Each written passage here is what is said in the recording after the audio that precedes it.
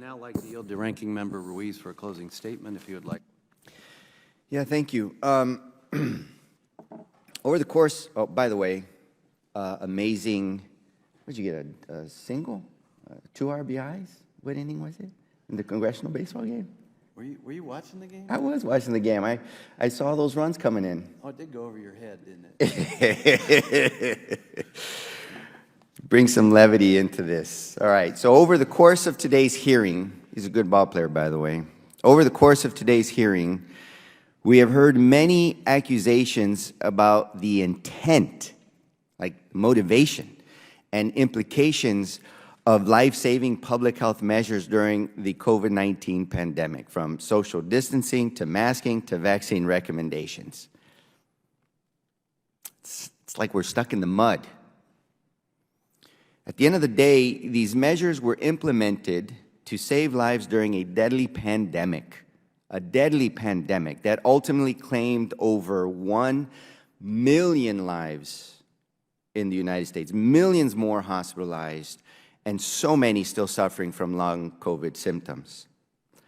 When the COVID-19 pandemic took hold, we were up against an impossible enemy, one that wouldn't just one day, quote unquote, go away like a miracle, as President Trump said. No, this was an enemy that we needed to work together to defeat.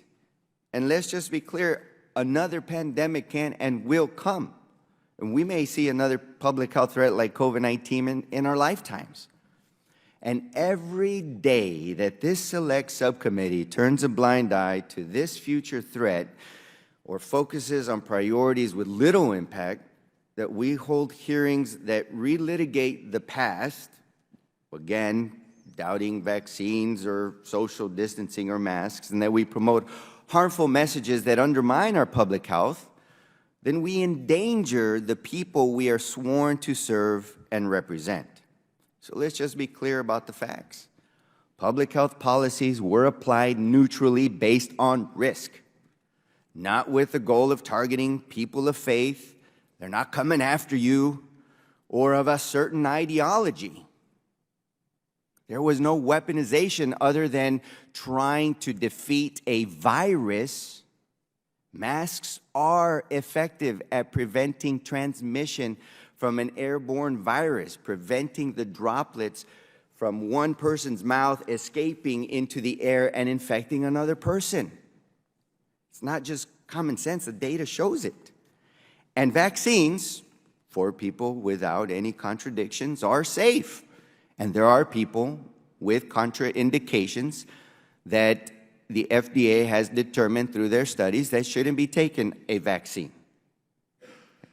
I implore this select subcommittee to turn things around. I really do. Stop elevating harmful messages and please just focus on the public health to prevent and prepare for the next pandemic. Look, let me just reiterate.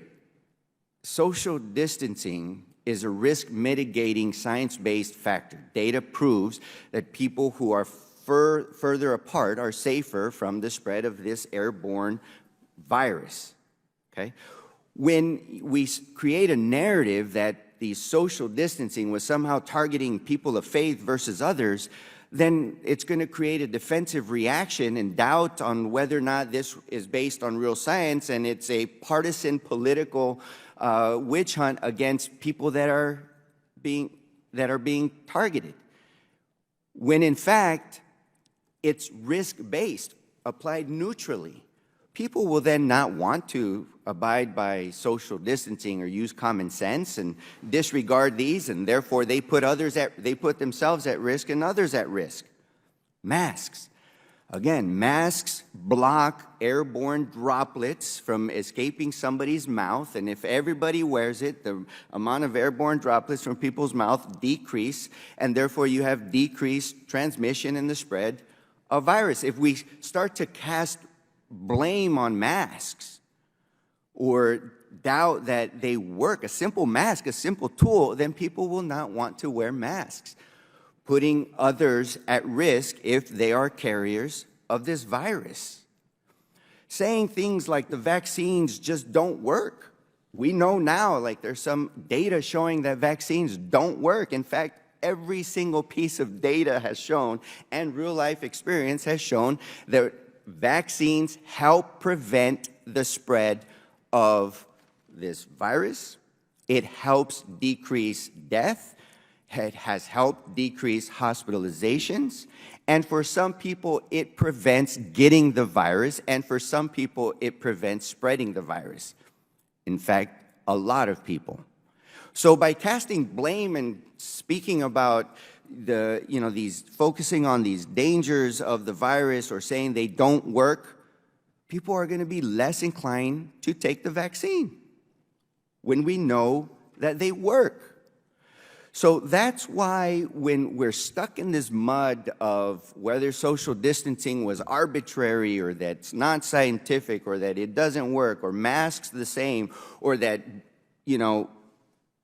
propagating fear on a vaccine in a mass level, then you are actively discouraging the actual tools that will help prevent not only their lives, but the lives of other people, prevent people from getting sick or dying and preventing other people from getting the virus and dying.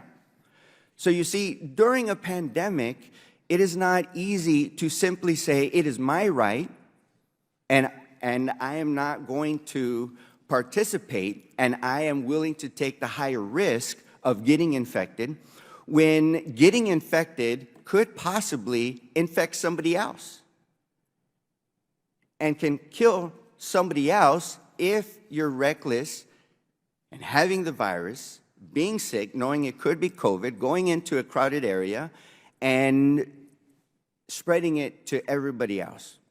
What about those individuals who are taking a science-based approach and trying to mitigate their harm?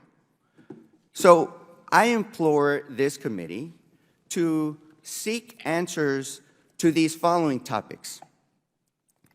What are the best practices or preventative measures that kept schools and children safe? What were those phased, layered mitigation practices that the CDC recommended that actually worked so that we can equip our schools now for the next airborne pandemic so that we don't have to shut down schools?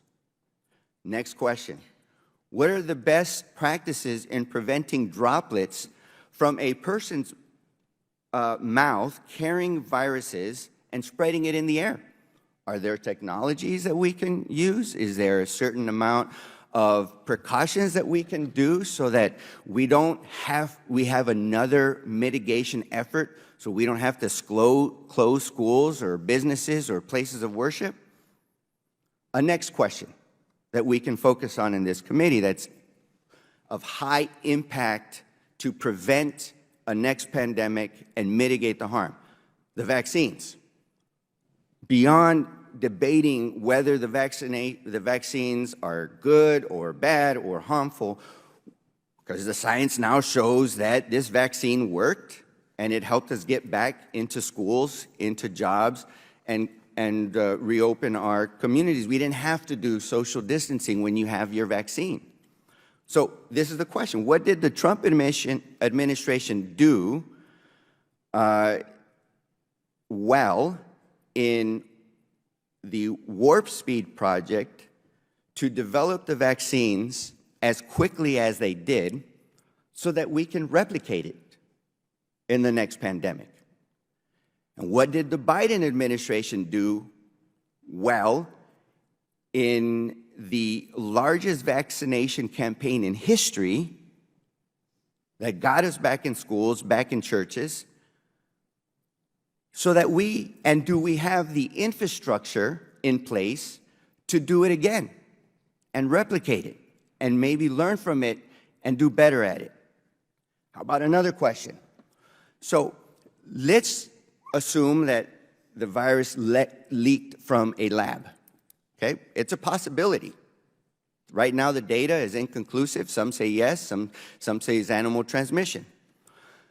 Do we have the appropriate international incentives guidelines, safety standards, an agency, agreements internationally for inspections, transparency, in order to prevent a lab leak of this magnitude from happening anywhere in the world?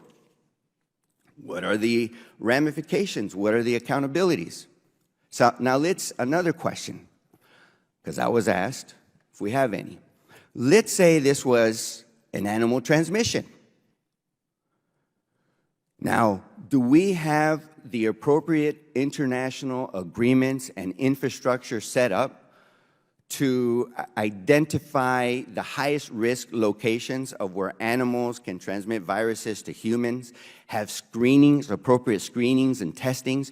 Do we have an international group of agreements where we can work collaboratively to rapidly contain a virus of this magnitude so it doesn't spread from that host area, including our own country? What did we learn about travel? What did we learn about being able to identify an early virus and prevent it from moving that we could do better? You see, these are questions of high impact. These are questions of high priority that directly lead to the question, how can we prevent the next pandemic? How can we mitigate the harm of the pandemic? And how can we refine our basic public health tools that work but mitigate some of its harm? That's where I'm hoping we can get to, but we're 1/4 past this Congress. And we've been focusing on these more partisan questions and making partisan accusations of partisanship, of somehow social distancing was a tool to suppress religion, because they are somehow, people of faith are political foes of the Biden administration, which is an extreme, woefully inaccurate partisan gain narrative here that was mentioned, not exactly in those words, but that were mentioned. So with that, I appreciate my friend his grace in giving me so